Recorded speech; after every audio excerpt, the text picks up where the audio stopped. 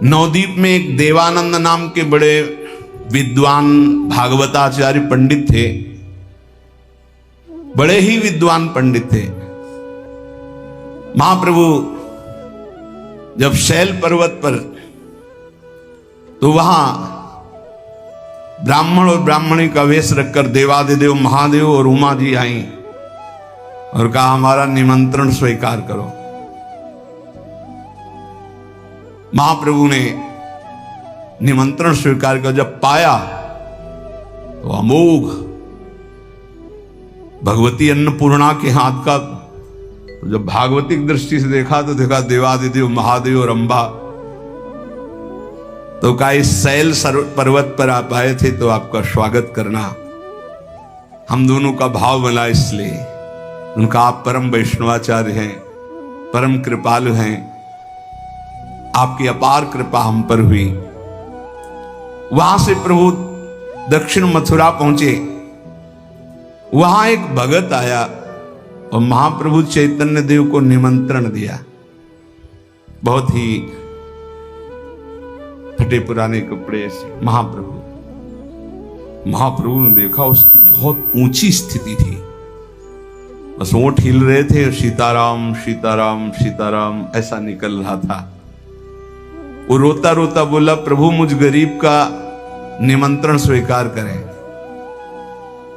प्रभु ने कहा भाई कहां है तुम्हारा घर? तो बताया ये घर है। तो बोले फिर कै बजे आ जाएं? तो बोले 12 बजे आ जाओ प्रभु। सीताराम सीताराम 12 बजे आ जाओ। प्रभु ने बहुत आनंद हुआ क्योंकि उसकी स्थिति देखी लगी, परम वैष्णव के हाथ से पाले को मिलेगा। मध्याह्न में प्रभु 12 बजे उस घर में पहुंचे तो रो रहा था बैठे। महाप्रभु ने देखा कोई धुआं नहीं, कोई रसोई नहीं, कोई भोजन नहीं, कोई घर में और है नहीं, वही अकेले बैठे भगत जी और रो रहे हैं। महाप्रभु तो प्रेम की परम पारखी है, जौहरी है। महाप्रभु ने गंभीर मुद्रा में कहा आपने प्रसाद नहीं?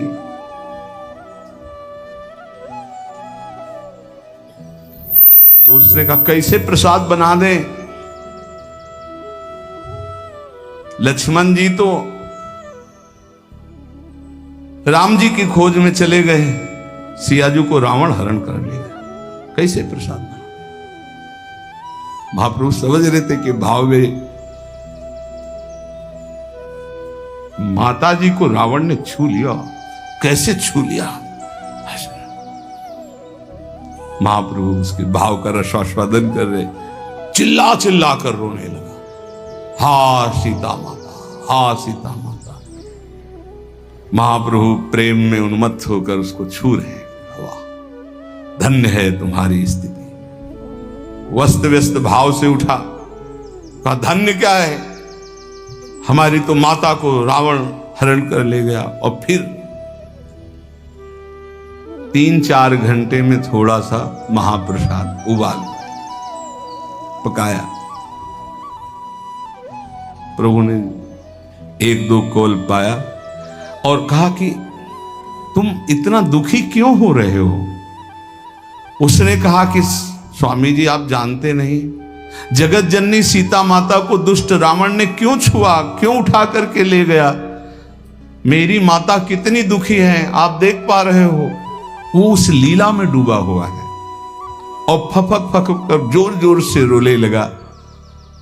महाप्रभु भी एकदम भावावेश में हो, क्योंकि आंसुओं में दम होती है, जो प्रेम के आंसू होते हैं। महाप्रभु अपने को संभाल रहे हैं कि अगर भाव में आ गए तो इसको कौन संभालेगा।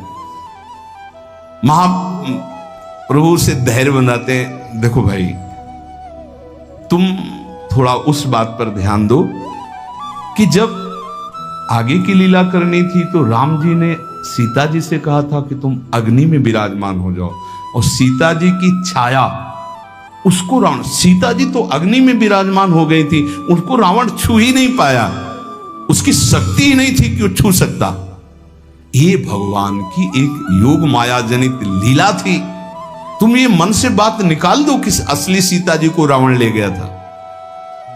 महाप्रभु ने बड़ो धैर्य बनाया, थोड़ा प्रसाद अपने हाथ से पवाया। देखो कैसा नाम का प्रभाव, सीताराम सीताराम से कैसे लीला में प्रवेश है, कैसा रूप जागृत है। जे ही पवाया तो फिर रोना शुरू उसका। अब महाप्रभु पवा रहे तो और। महाप्रभु ने वाल्मीकि रामायण की प्रतिलिपि में दिखाया कि देखो इस वहीं उसके बाद देखो इसमें लिखा है। महाप्रभु ने बार बार दिखाया पर उस भाव उसका संवरण नहीं हुआ, रोता रहा। जब कृतमाला तीर्थ स्नान करने के लिए महाप्रभु आगे बढ़े, महेंद्र पर्वत पर गए, वहां साक्षात भगवान परशुराम जी ने प्रकट होकर चैतन्य महाप्रभु को दर्शन दिया। सेतुबंध रामेश्वर धनुष तीर्थ आदि में स्नान किया। जब वहां से लौट रहे थे तो कूर्म पुराण की कथा हो रही थी, वहां बैठ गए तो दैववशात वहां सीता हरण प्रसंग की बात चल रही थी। कूर्म पुराण और प्रवक्ता दोनों को लेकर महाप्रभु भगत के पास गए इतने तीर्थों के बाद, और फिर उसको कि देखो ये कथा के देखो इसमें लिखा है सीता जी का हरण नहीं हुआ। आश्चर्य की बात, तब तक वो महापुरुष उसी भाव में डूबे हुए थे, न खाना न पीना। ये देखो स्थिति होती प्रेम की। सीता जी की छाया का हरण किया योग माया से, जो माया जनित थी। रावण ने असली सीता जी को तो देखा ही नहीं, वो तो अग्नि में स्थित हो गई थी। जब वो पूर्ण हस्तलिखित प्रतिलिपि दिखाई, प्रवक्ता दूसरे बोले, महाप्रभु भी बोले, तब उनका जाकर के भाव संवरण हुआ। पांडु देश में ताम्रपर्णी आदि नदियों का अवगाहन करते हुए महाप्रभु जब चले थे तीर्थ यात्रा के लिए, तो सब बड़े बड़े भक्तों को छोड़ दिया था, साथ नहीं ले। एक कृष्णदास नाम के भगत को साथ ले गए थे। यहां बहुत ध्यान देने योग्य बात है कि यदि आप महापुरुषों की आज्ञा नहीं मानते तो महापुरुषों के समीप रहते हुए भी तुम्हारे में कोई परिवर्तन नहीं होगा, पक्का समझ लीजिए। तब ये होता है कि अगर ये इतने बड़े महापुरुष थे तो इसका परिवर्तन क्यों नहीं हो सकता, वो ऐसे क्यों गिर गया, वो ऐसा क्यों हो गया। तो रसोई बना के दी जा सकती, लेकिन आप पाओ ना तो, और पा के बमन कर दो तो, आप पा के पचा लो तब तो स्वस्थ होगे। तो देखो महाप्रभु चैतन्य देव तो साक्षात श्री प्रिया प्रीतम का स्वरूप ही है। जब वो कृष्णदास के साथ मल्लार देश में पहुंचे तो वहां भट्ट थारी नाम से एक साधु समाज रहता था, नाम का साधु। ये डेरा तंबू सब साथ रखते थे, ये एक स्थान से दूसरे स्थान में घूमते थे और रात्रि में चोरी आदि भी करते थे। और ये वाम मार्गी थे, वेद के विरुद्ध आचरण, मदिरा पीना, बहुत सी स्त्रियां साथ थी, सब वाम मार्गी, शास्त्र विरुद्ध आचरण। अब महाप्रभु भी जब भ्रमण करते हुए वहां गए तो उनके जैसे ऐसे शिविर लगे हुए थे, तो महाप्रभु दूरी एक वृक्ष के नीचे रुक गए और तो भाव में। और उसने कृष्णदास जी को देखा, उन परिकर ने, देख लो बहुत ध्यान से सुनना, तो बुलाया और कहा सब खान पान की व्यवस्था है, खूब देखो ये हीरा जवाहरात खूब है। इस विरक्त सन्यासी के पास मारे मारे घूम रहे, तुम्हें क्या मिलना है, खूब भोगो, आनंद से रहो। हम लोगों की एक पार्टी है, एक समुदाय है, खूब बल है, अस्त्र शस्त्र हैं, कोई इनके पास तो भोजन का भी ठिकाना नहीं। तुम हमारे दल में रह जाओ, हमारे शिष्य बन जाओ, और देखो हमारे यहां सब कुछ भोगने के लिए है। हो गए महाप्रभु की छोड़ करके उनके, हे अतिशय प्रबल देव तो माया। विचार करो, महाप्रभु ने इनको साथ रखा था तीर्थों में, बड़े बड़े महाभागवतों को, ये महाप्रभु को छोड़ दिए। ये है प्रबल भगवान की माया। मोहन भोग हलवा और न जाने क्या क्या जब पवाया उनको, तो बस महाप्रभु के साथ जाने को मना कर दिया और उनके साथ हो गए। अब वो सीधा भगत लुभायमान हो गया भोगों में। अब आप जरा विचार करके यहां देखिए, कैसे वैराग्य की मूर्तिमान, अनुराग के मूर्तिमान भगवत अवतार, उनका संग छोड़ के भ्रष्ट आचरण वालों का संग कर लिया। महाप्रभु जब भाव से बाहर आए तो देखा कृष्णदास ने, सोचा शायद इन तो वहां गए तो हलवा पूड़ी खाए, उन्हीं के संग बैठे थे। सरलता पूर्वक जो उन समुदाय के ज्येष्ठ श्रेष्ठ थे उनसे कहा, भाई हमारे पास तो कोई सेवक नहीं, यही एक था और आपने ले लिया, आपको वापस कर देना चाहिए। आपके पास तो बहुत लोग हैं, ये मेरा साथी बहुत भोला भाला है, इसलिए आपने बहला लिया इसे।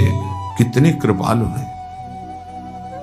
महापुरुषों की लीला समझ में नहीं आती, नहीं समझ में आती। भारी अपराध है ना, थोड़ा अपराध था छोटे हरिदास का, प्राणदंड हुआ, संगम में जाकर शरीर पूरा कर दिया। भारी अपराध किया, मांग रहे हैं कि वापस कर दो। महापुरुषों की लीला वही समझे वही जाने। आप लोग उचित समझे तो मेरा सेवक वापस कर दीजिए। महाप्रभु चेतन, देखो साधु साधु हैं, आप भी साधु हो, हमारा भी सन्यासी वेश है, आपके पास बहुत से आदमी हो, सब आप, मैं अकेला हूं, तीर्थ यात्रा के लिए निकला हूं, आप दे दीजिए, बड़ी कृपा होगी अगर मेरा आदमी वापस कर देंगे। तो कहा नहीं देंगे। अरे इतने में तो कृष्णदास को भाग आना चाहिए महाप्रभु के पास, हलवा खाए है ना, वही बैठे। बहुत विचित्र, जवान संभाल के, हाँ जवान संभाल के, रसेंद्री को संभाल के रखना, नहीं तो बुद्धि खराब हो जाएगी। नहीं यार, हलवा है, उधर सब व्यवस्था है, हर इंद्री की व्यवस्था है। महाप्रभु ने कहा परिणाम अच्छा नहीं होगा, प्रार्थना अगर नहीं सुनी गई। तो वो तो सब लाठी डंडा तलवार ये सब रखते थे, सब अपने अपने उठा लिए, बोले हाँ तैयार हैं आप। पर वो लाठी डंडा के प्रभाव वाले को जानने वाले थे, केवल भागवतिक प्रभाव को तो जानते नहीं थे। महाप्रभु तत्काल अपने स्वरूप में जब रोष में आए, उनका ए कृष्णदास चल, वो सब लाठी डंडा लिए यंत्रवत खड़े रहे, चल निकल बाहर। बाहर निकला, वो सब वैसे ही खड़े रहे, किसी की हिम्मत नहीं कि एक कदम आगे बढ़ जाए। जब आवेश में आए उसको आगे निकल, चल आगे आगे चल। कितनी कृपा, कभी कभी रोष से भी कृपा करते हैं और कभी कभी दुलार से। देखो कैसे कैसे हरितिकी का एक टुकड़ा महाप्रभु के लिए दूसरे दिन के लिए रख लेने के कारण को गृहस्थी में भेज दिया था। घोर विषयी जगाई मदाई को महाभागवत बना दिया। कई प्रकार की कृपा होती महापुरुषों की, निर्णय नहीं किया जा सकता किस तरह से कैसे होती। जो महाभागवतों का आश्रय लेते, संग करते हैं, उनको ये चाहिए कि किसी भी स्थिति में अन्य का आश्रय न ले तो बेड़ा पार हो जाता है। देखो महाप्रभु की ऐसी कृपा, उसकी दुर्गति नहीं हुई कृष्णदास की, ना होने दिया, निकाल लिया। ऐसे करुणा अवतार, प्रेमा अवतार को छोड़कर ऐसे पाखंडियों का संग कर लिया। ये बात बहुत समझ, इसको कई बार एकांतिक में भी चिंतन किया कि महाप्रभु के संग तो उच्छिष्ट पाए, उनका रूप दर्शन कर रहे हैं, जिनके लिए ध्रुवदास जी बड़े बड़े महापुरुष कहते हैं ऐसा प्रभाव, वो उनसे प्रभावित ना होकर ऐसे पाखंडियों से प्रभावित हो जाता है जो वाम मार्गी शास्त्र के विरुद्ध आचरण करते हैं। इसका मतलब साधक अपने द्वारा ही अपना उद्धार कर सकता है, क्योंकि महापुरुष उपदेश करते हैं, करुणा करते हैं। यदि वो उनके उपदेश करुणा को स्वीकार न करे तो पतन ही पतन है। इसलिए बड़े बड़े महापुरुषों के पास ऐसा भी पाया गया कि उनके विरुद्ध स्वभाव वाले, उनके विरुद्ध आचरण वाले भी रहते हैं, क्योंकि वो उनका अनुगमन नहीं करते, उनकी बात नहीं माने। तो उनकी करुणा है कि वो ऐसे लोगों को भी अपने पास रखे। जहां प्रेम है वहां भय नहीं, और जहां भय है वहां प्रेम नहीं। प्रेम निर्भय होता है, प्रेम में किसी से द्वेष नहीं होता है। इसलिए महाप्रभु का कृष्णदास पर कोई ऐसा भाव ले गया है कि ये गलत कर दिया। प्रेम स्वरूप है, करुणा स्वरूप है। मन में आया कि लुभायमान करने वाले इन लोगों ने भोले भाले को लुभा दिया, उसको फिर समझाया, आगे बढ़े। जो श्याम सुंदर के अनुराग में डूबा हुआ है उसको किसी से भय नहीं होता। महाप्रभु गौरांग देव, खांडवा देव की तरफ आगे बढ़े तो वहां देवदासियां नाम की एक प्रथा की, सबको कृष्ण नाम का उपदेश किया, पावन किया। वहां बताया गया कि आगे संकट है, आप जाइएगा नहीं। क्यों? बोले एक यहां से जो वन लगता है वहां एक बहुत बड़ा डाकू रहता है नौराजी नाम का, और उसका बहुत बड़ा समुदाय है। वो चोर ही नहीं है, हिंसक है। वो छीन लेता है और काट काट के फेंक देता है, इसलिए इस वन में कोई जाता ही नहीं। थर्राते हैं लोग इधर कदम रखने के लिए। इस प्रदेश में उसका आतंक है। महाप्रभु भावावेश में थे, हुंकार मारे और उधर की तरफ कृष्ण कृष्ण कृष्ण हरि चल दिए। लोगों ने आगे खड़े होकर मना किया कि आप सन्यासी हो, आप जानते नहीं, वो बड़ा हिंसक है, कुछ नहीं आपके पास तो भी आपको। तो भाई डाकू तो रुपया पैसा के लिए लोगों को मारते, मेरे पास क्या है, क्यों रोक रहे हो? हम तो भिक्षुक हैं, सन्यासी हैं, वो हमें मारेगा भी तो क्या, हमारे कोई संपत्ति थोड़ी है। यदि हमारी जान लेना चाहता है तो मान लिया श्री कृष्ण की ऐसी इच्छा है। अगर शरीर को दंड देने से किसी को सुख मिल रहा है तो इसको जरूर दंड दे दे, हमें इसकी कोई परवाह नहीं। महाप्रभु घुस गए वन में। बहुत चलने के बाद एक बड़ा वृक्ष देखा और वहीं बैठ गए। हा कृष्ण, हा मोर प्राणनाथ कृष्ण, हा हरि। वो तो एकांत में बड़ी महाराज जो गंभीरा मंदिर में महाप्रभु की दशा ना अच्छे अच्छे का हृदय विदीर्ण हो जाए, ऐसी विरह व्यथा चैतन्य महाप्रभु की थी। तो जब नौराजी के कान में आवाज पड़ी हा कृष्ण हा कृष्ण, उसने अपने आदमियों से कहा कौन आ गया इस जंगल में और इतना निर्भय है कि गाना गा रहा है। तो आसुरी प्रवृत्ति का था। तो बताया गया कि एक सन्यासी हैं, एक वृक्ष के नीचे पड़े हैं और कुछ उनका होगा, वो गा रहे हैं। तो उसने अपने दल के साथ वहां दूर से देखा, आंखों से आंसू, मुख में कृष्ण नाम।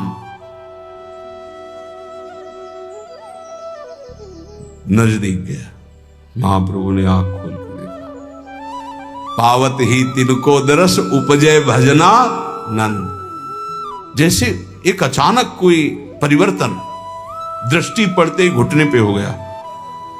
और जब सरदार घुटने पे तो सब घुटने पे, अपने आप हाथ जुड़ गए और कहा आप हमारे घर पधारे हैं तो भोजन पा लीजिए।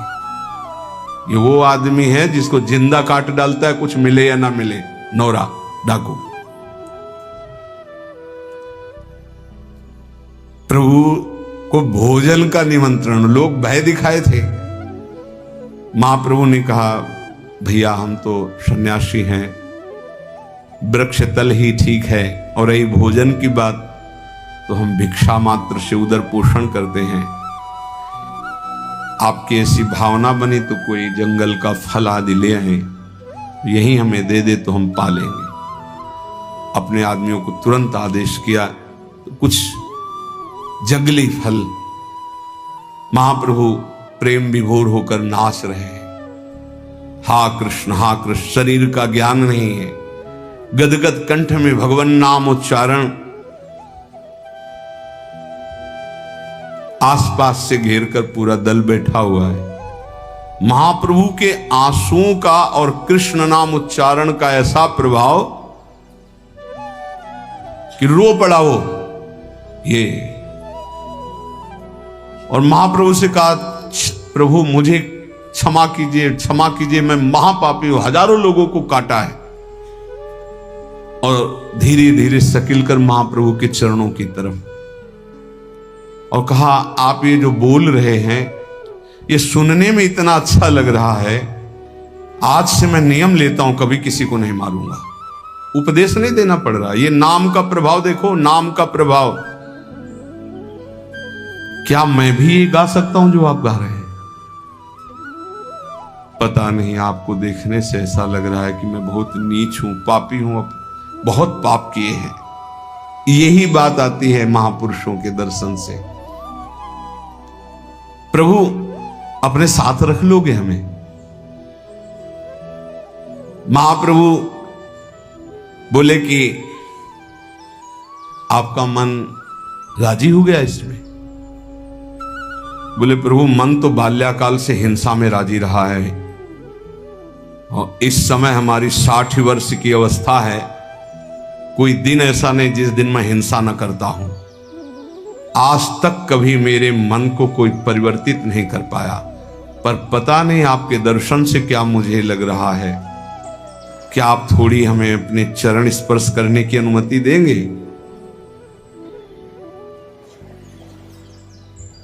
हाँ देखो, उदार शिरोमणि होते ये अधिकारी है। क्या अधिकारी? महत पापी, यही अधिकारी, इसका कल्याण होना चाहिए। और कहा, वो दौड़ के चरणों में गिरा और चरण रज लेके माथे पे लगाया तो कहा, नौरा जी आज श्री कृष्ण तुम पर बहुत कृपा किए, तुम बड़े भाग्यशाली हो। वृद्धावस्था आने वाली है और मृत्यु भी आने वाली है, इसलिए बोलो कृष्ण कृष्ण कृष्ण। उपदेश किया। उसने कहा, प्रभु ढेर सारे रत्न और खूब सामग्री हमने इकट्ठा की चोरी करके। महाप्रभु ने कहा, ये सब फेंक दो यही जंगल में, इसकी आवश्यकता नहीं है। और प्रतिज्ञा करो कि चाहे जैसी परिस्थिति हो, कभी दुराचार नहीं करोगे किसी माई बहन से, कभी चोरी नहीं करोगे, कभी हिंसा नहीं करोगे। बोले प्रभु आपके सामने प्रतिज्ञा करता हूं। बोले बस मेरे श्री कृष्ण यही कहते हैं, अपिचेत सुदुराचारो भजते माम अनन्य भाग साधुर्य सम्मंतव्या सम्यक व्यवसिता। आज से मैं तुम्हें साधु कहता हूं। श्री हरि की कृपा हो गई, तुम्हारे अंदर सद्बुद्धि आ गई, अब हरिनाम का कीर्तन करो। रात भर कीर्तन नौरा जी महाप्रभु के साथ। सुबह महाप्रभु चलने लगे तो नौरा जी ने रो दिया, सवस्त्र शस्त्र फेंक दिए, कहा प्रभु मैं आपके साथ चलूंगा। तो दल वाले ने कहा, सरदार जीवन आपके यहां हवाले कर दिया था, जो आज तक आज्ञा की उचित या अनुचित सब किया, आप हमारे लोगों को छोड़ करके इन सन्यासी के साथ जाओगे तो समझ लो कि हमारा स्वभाव वही है जो आपने, मतलब दल खिलाफ, कि अगर आप इनके साथ जा रहे हो, हम लोगों का स्वभाव आपने ही बिगाड़ा है, तो फिर वो बिगड़ा हुआ स्वभाव आपके ऊपर भी। तो उनका भाई जो तुम्हें मनावे सो कर लो। वैसे मैं हाथ जोड़कर आप सबसे हृदय से क्षमा मांगता हूं, अब मैं इनका संग नहीं छोड़ सकता। चाहे आज तुम मुझे मार भी डालो तो मैं अब वो आचरण नहीं करूंगा जिसका मैंने प्रतिज्ञा कर ली। मैं आज प्रतिज्ञा किया है स्वामी जी के आगे कि कभी हिंसा नहीं करूंगा, कभी चोरी नहीं करूंगा, कभी बलात्कार नहीं करूंगा। तो एक चींटी भी अगर हमारे पैर से मरेगी तो मुझे पश्चाताप होगा। बाल्यकाल से लेकर आज तक इतना पाप किया, आज मेरे जीवन का परम मंगलमय स्वरूप आया है कि एक संत ने स्वीकार किया है, जितना द्रव्य करोड़ों अरबों के रत्न है वो सब तुम ले जाओ, मैं एक भी नहीं लूंगा। आज से कभी धन का स्पर्श नहीं करूंगा, हिंसा नहीं करूंगा, गलत आचरण नहीं करूंगा। अभी तक जो हजारों डाकुओं का सरदार था, कितना बड़ा संत, एक क्षण में, इस क्षण का चमत्कार। तात स्वर्ग अपवर्ग सुख धरी तुलाए कंग, तुलताए सकल मिल जो सुख। आज से धन स्पर्श नहीं करूंगा, एक चींटी भी नहीं मारूंगा, कोई भी गलत आचरण नहीं करूंगा। और सबके चरणों में प्रणाम करने लगा, मुझे क्षमा करो क्योंकि आप सबके जीवन को मैंने ही बर्बाद किया, पर मुझे आशीर्वाद दो, अब मैं श्री कृष्ण प्रेम में पागल होना चाहता हूं। कुछ सहृदय जो थे वो रोने लगे और कहा, सरदार मार्ग तो आपने ही सही चयन किया, अब हम भी छोड़ देते हैं और हम भी कृष्ण कृष्ण नाम जप करते हैं। सब जितने सहृदय थे वो महाप्रभु के साथ नाचने लगे और कहा, हम सब साथ चलेंगे। महाभाग्यवान नौरा जी को केवल अनुमति दी महाप्रभु ने, तुम चल सकते हो, तुम सब कीर्तन करो, गलत आचरण बंद करो, लेकिन साथ नहीं ले जाओ। कितने कृपालु हैं हे इधर। कृष्णदास की उस अपराध को क्षमा करके अपने साथ रखना, इस महान हिंसक को परिवर्तित करके अपने साथ रखना, चलने की अनुमति दे दी। कृष्णदास और नौरा जी और महाप्रभु आनंद से नृत्य करते हुए चल रहे। महाप्रभु ने अपने जनों को शिक्षा दी कि कोई कितना भी तुम्हारी निंदा करे, क्षमा शस्त्रम करे यस्य दुर्जना किम करिष्यति अतृणे पतितो वह्नि स्वयमेवोप शाम्यति। वैष्णव के पास एक महान अस्त्र है जिससे वो दूसरों को परास्त करता है। क्या? क्षमा। ध्यान देना, ये वो अस्त्र है जो सांप से भी भारी है। उमा क्षमा सापहुते भारी, अपने कर्म जाय अपकारी तुम्हें। क्षमा शस्त्रम करे यस्य दुर्जना किम करिष्यति। क्षमा रूपी शस्त्र का प्रहार करो, अर्थात क्षमा कर दो। दुर्जन लोग तुम्हारा बिगाड़ नहीं सकते क्योंकि भगवान है। जैसे तिनका जलकर भस्म हो जाता है, ऐसे ही दुर्जन लोग अपने आप सापहुते भारी। वैष्णव को क्षमा करना चाहिए। जब कोई ज्यादा प्यार करने लगता है तो बैरागी को निर्ममता अंदर से उसको जलाती है। हे तेरा निर्मम स्वभाव है। नहीं, जो ज्यादा प्रेम करने वाले हैं उनसे बचा। निर्ममता अपनी सुरक्षित, निर्ममो निरहंकारा। जो गाली देते हैं उनकी तरफ देख के तो मुस्कुरा दिया जाता है, जो मुस्कुराते हैं प्रेम करते हैं उनकी तरफ देखा भी नहीं जाता है। पता होता है सब, पर निर्ममता, जो ज्यादा सम्मान और प्रियता, उल्टा है वैरागियों का। जो अपमान तिरस्कार, बिल्कुल निर्भय जाओ उस गली में, कोई भय नहीं, फंसोगे नहीं। और जहां समाओ बाबा दंडोत, बैठो, गरम गरम पाओ, फंस जाओगे होश में, कुर्सी में बैठो बाबा। रघुनाथ दास जी बिना कुछ लिए वापस चले आए, भूखे सो गए। विचार किया कि वहां भय है, लोग पहचानने लगे। अब चर्चा होने लगी, जो खड़े रहते कौन है? अरे बोले मजूमदार के बेटे हैं, अरबों खरबों रुपया, राज परिवार जैसे। आज देखो भगवान के लिए भी ये नहीं, परिचय नहीं होना चाहिए। वर्षों ऐसे रह गया है। मदन टेर की कुटिया देखी ऊपर, सब्जी देखने को नहीं मिली। आंवले की जो ठुर्रियां होती ना, बलराम जी सुन रहे होंगे सत्संग में, 1 किलो लाके दे देते थे। 1 किलो को मतलब इतनी, 4-6 ऐसे कटोरी में फुला दी, रोटी मांग लाए, एक एक ऐसे करके। वर्षों रघुनाथ दास जी वैराग्य और बढ़ा, तितिक्षा और बढ़ी। रघुनाथ दास जी ने विनम्र भाव से स्वरूप गोस्वामी से कहा कि आपको महाप्रभु ने दिया है, महाप्रभु ने मेरा घर बार छुड़ाया है, यहां बुलाया है, तो मेरी जानने की अभिलाषा है कि मेरी दिनचर्या क्या होनी चाहिए, मेरे जीवन का लक्ष्य क्या होना चाहिए, मैं जानना चाहता हूं। मैं हिम्मत नहीं कि मैं महाप्रभु से प्रश्न कर सकूं, पर हमारी प्रार्थना कर दीजिए। जब महाप्रभु के सामने जाते तो कभी आंख उठा के महाप्रभु को नहीं देखते, ऐसा होता है। कुछ कहलाना होता तो स्वरूप गोस्वामी से कहलाते, और महाप्रभु भी सीधे बात नहीं करते थे रघुनाथ दास जी से। कुछ कहना होता तो कहते थे कि स्वरूप सामने ही खड़े हैं, अपने रघुनाथ से ऐसा कह दो। वो स्वरूप गोस्वामी से कहते कि महाप्रभु से ऐसा, और सामने आंख नहीं मिलाते थे। सम्मुख वार्ता ये प्रेम का स्वरूप होता है, इसमें स्वाभाविक ऐसा होता है। एक दिन महाप्रभु स्वरूप गोस्वामी के साथ वार्ता कर रहे थे, उसी समय स्वरूप गोस्वामी ने कहा, प्रभु ये जो रघु चुपचाप बैठा है बड़ा संकोची पर कुछ जानना चाहता है। प्रभु ने हंसते हुए कहा, तुम्हारा रघु का संकोच जो है वो हमको भी संकोची बना देता है कि मैं इससे बात नहीं कर पाता। पता नहीं हमसे संकोच इतना क्यों करता है। तुम सब तो बातें करते हो, तुम ही बताओ ये हमसे बोलता क्यों नहीं है। बस अपने दोनों कपोले से सटाकर नीचे दृष्टि करके बैठ जाएगा।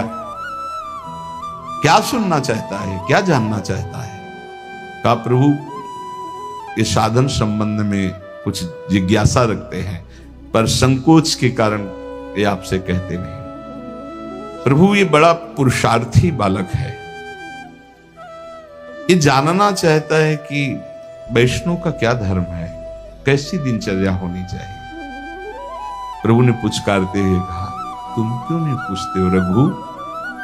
रघुनाथ दास जी सर नीचा करके अश्रु प्रवाह करते कहते, प्रभु हमारी हिम्मत नहीं। तब स्वरूप गोस्वामी से कहा, अच्छा तुम ही बताओ ये क्या पूछना चाहता है। स्वरूप गोस्वामी ने कहा, प्रभु सही शब्दों में बोले तो इन्होंने पूछा है कि महाप्रभु ने मेरा घर बार सब छुड़वाया है, तो मेरा कर्तव्य क्या है, मुझे क्या करना चाहिए। प्रभु को आज्ञा करनी चाहिए। प्रभु हंसने लगे, बोले इसको अभी तक लक्ष्य नहीं पता। हमने तो तुम्हारे हाथ में हाथ दे दिया, अर्थात तुम ही गुरु हो, तुम्हें बताना चाहिए इसको लक्ष्य। साधन तत्व तो तुम भी जानते हो क्योंकि बहुत समय से संग करते हो। कौन सी ऐसी बात जो है जो हमने तुम्हें बताई नहीं। स्वरूप गोस्वामी से कहा, चुप हो गए। अच्छा जब तुम्हारी इच्छा ही है कि मैं ही उपदेश करूं तो सुनो। सब शास्त्रों का सार तुम्हें बता रहा हूं कि हर समय नाम जप होना चाहिए। पकड़ते रहो, बहुत सुंदर सुंदर शिक्षाएं महाप्रभु ने दी। सब साधनों का सार है हर समय नाम जप होना चाहिए। पहला साधन है नाम स्मरण। शास्त्रों में ढूंढो तो हर बात का आपको प्रमाण मिलेगा। भजन के बिना प्रेम नहीं होगा, भजन बिना साधु संग के नहीं होगा। तो बोले साधन को हरि भजन है, कै सत्संग सहाय। साधु संग सहायता करता है भजन करने में, भजन बढ़ाने में, भजन पचाने में। साधु संग सबसे पहला कर्तव्य है भगवत प्राप्ति का कि साधु संग करे। साधु संग से नाम कीर्तन, सत्संग, भगवत लीलाओं का कथन श्रवण, नाम जप, ये साधन प्राप्त होने लगते हैं। जंतुर, कलावा, भस्म, राख एक को बात नहीं कही नहीं। साधु संग से नाम कीर्तन, सत्संग, भगवत लीलाओं का कथन श्रवण और नाम जप ये प्राप्त होता है। पकड़ो, यह है साधु संग। हमें लगता है आज जो अभी चर्चा शुरू हो रही है ये वैराग्य, बहुत आगे अच्छे उपदेश हैं, ये पकड़ लेना चाहिए। महाप्रभु के उपदेश हैं। गुरु कृपा से आज तक ऐसा ही है। सब श्री जी के हैं, अपना कोई नहीं। वैरागी को चाहिए कि उसके संबंध के रजिस्टर में एक ही नाम होना चाहिए, हमारे माई श्यामा जू को राज। बस मेरे तो गिरधर गोपाल दूसरो न कोई। मीरा जी के रजिस्टर संबंध में, रजिस्टर में जो संबंधी है वो कौन है? बोले मेरे तो गिरधर गोपाल दूसरो न कोई। और ये संबंध पुष्ट कैसे होता है? बोले साधु संग से। मीरा जी भी यही कहती है कि रात दिन संतों का संग करके ये प्रेम बेली जो बोई तो उस प्रेम बेली में जो अनन्य फल लगा, वो मेरे तो गिरधर गोपाल दूसरों न कोई। दूसरी बात, पहली बात साधु संग करना है। साधु संग किसे कहते हैं? जिसके संग से भजन बढ़ने लगे, भगवत कथा सुनने को मिले, भगवत अनुराग बढ़े, भगवान नाम कीर्तन, भगवत लीला गायन श्रवण, ये साधु संग। प्रपंच की बातें नहीं। बोधियंता परस्परम का आदेश है भगवान का, मेरी चर्चा करो परस्पर बैठकर, और जहां प्रभु की चर्चा से संसार की तरफ जाने लगे, उठो चल दो। दूसरी आगे की बात, किसी भी वैष्णव को ये नियम पक्का ले लेना चाहिए कि ना किसी की निंदा करेंगे, ना किसी की निंदा सुनेंगे। दिमाग में लिख लो, चाहे रजिस्टर में, बहुत जरूरी है, नहीं तो भजन छीन हो जाएगा। महाप्रभु कह रहे हैं ना किसी की निंदा करेंगे, ना किसी की निंदा सुनेंगे, ये नियम ले लो।